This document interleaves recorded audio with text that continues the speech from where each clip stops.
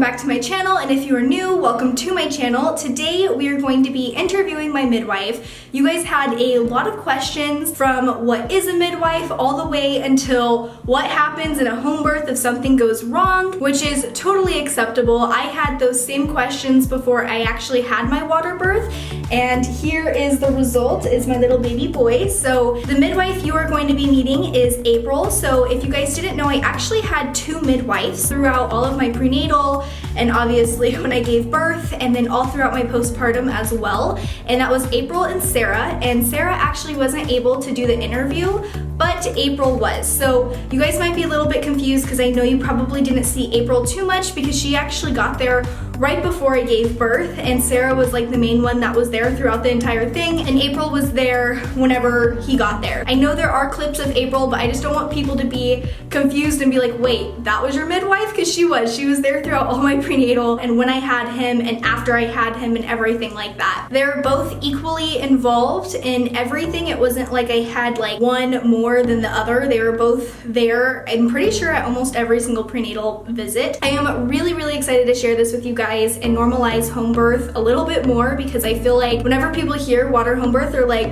you're nuts. So I'm really excited to share this with you guys, and I'm gonna quit jabbering and we're just gonna skip right to the video. Hello, I'm April Clyde. I was Alex's midwife for her recent pregnancy, labor, birth, and postpartum. So the first question is, if she was a nurse before, what made her switch from the nursing world to midwifery? It's a good question. So I'm the second oldest of 5 kids. My mom had all unmedicated births with us, breastfed us all.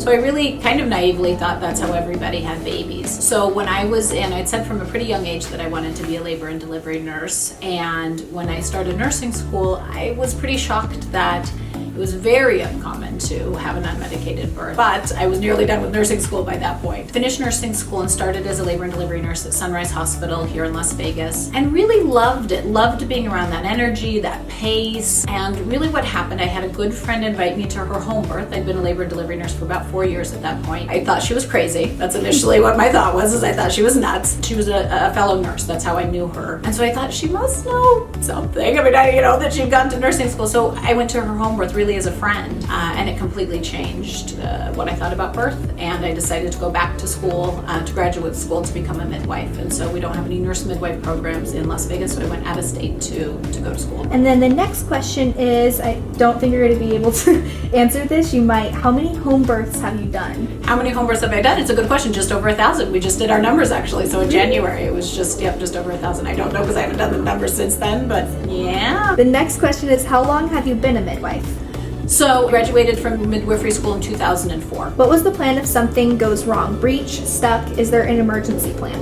Of course, with everybody there is. Part of what makes midwifery care safe is not everybody's a candidate for it. So what happened with Alex at the beginning of her pregnancy was, at her very first prenatal visit or consultation visit, clients will fill out a medical history form. And often before they've even come in for the visit, I have a good idea anyway whether they're a candidate or not for a home birth. We also at every single prenatal visit are checking risk status to make sure if they continue to be a good candidate for an out-of-hospital birth. That happened at each one of Alex's visits as well, and so she was always determined to be healthy and low risk.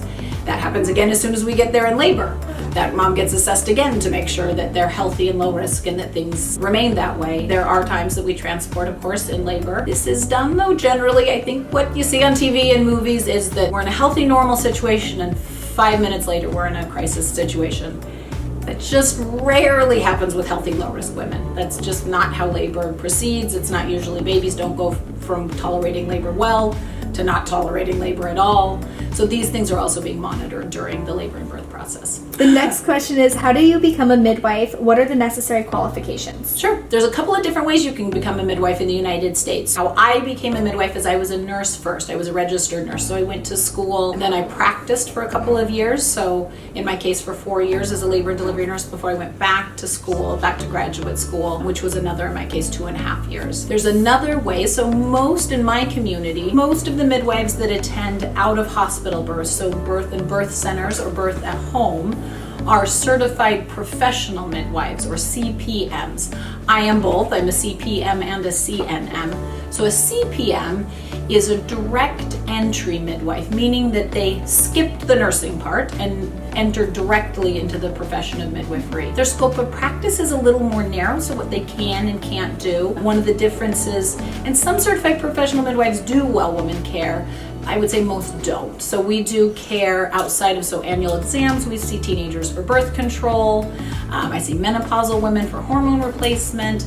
I always say, think of an OBGYN that doesn't do surgery. That's kind of what a nurse midwife, their scope of practice entails. A certified professional midwife, just slightly more narrow.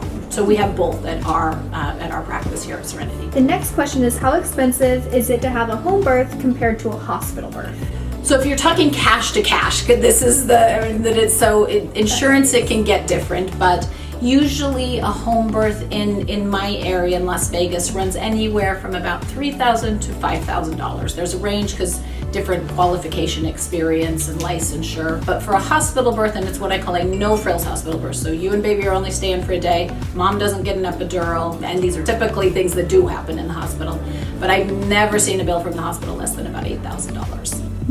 Just to give you guys an idea, my bill for my hospital got misbilled, and it was $30,000, and that was being induced and having an epidural. It can get very expensive. I've definitely seen bills for vaginal births at $30,000 and $40,000. I've seen cesarean, section bills for upwards of $100,000. I mean, especially if there's complications and you're staying for longer. It can get more complicated with insurance, or with if home birth is covered on your plan, or birth center birth is covered. Most though insurances cover midwives and cover birth centers and cover home birth. What is the purpose of having a midwife, and what is she exactly? So this is a question I often get asked. I'll have clients say, or someone that's having a consult visit, well, I have a doula, what's the difference? So a doula, most doulas, it is a 3-day certification, and then continuing education above and beyond that, but they don't do anything medically. So they're not gonna take your blood pressure, they're not gonna check your cervix, none of that. Think of a labor support, a labor coach. I always call them too, a dad assistant.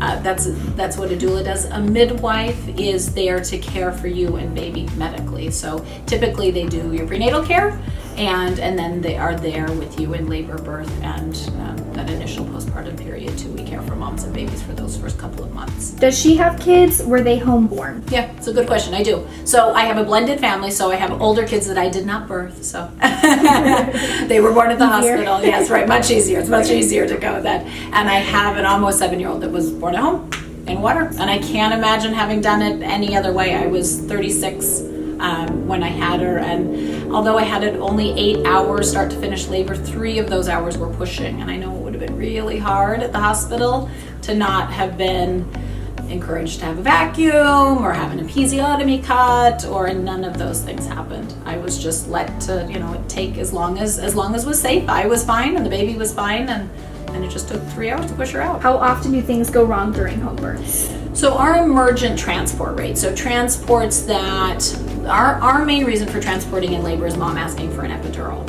And even that, that's our main reason by far. So our transport rate is right around 6%. Of those 6%, almost 5% are what we call maternal request transport, by maternal request. Mom's just exhausted, she's tired, it's not kind of what she signed up for, and so we go to the hospital for an epidural. Medical reason, I think emergent also conjures up 911, an ambulance. That rarely happens, but that happens just over 1% of the time for our practice. I would encourage everybody to look at your birth options. So many women don't even realize that midwives, home birth, birth center birth, midwives in the hospital are even an option. So I would say just look into your options and your choices, and I think it's for any age, teens to women in their 40s. Be empowered. This is your baby, this is your body.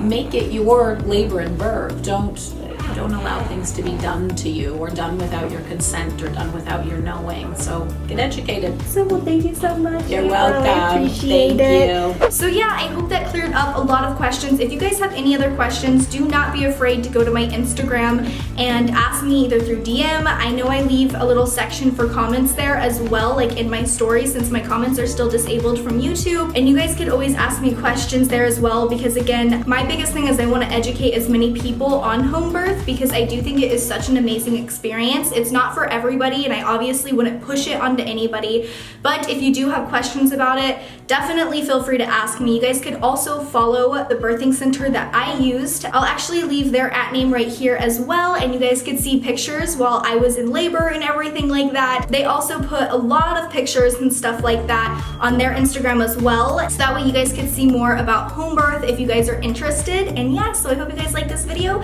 and I'll see you guys next time. Bye!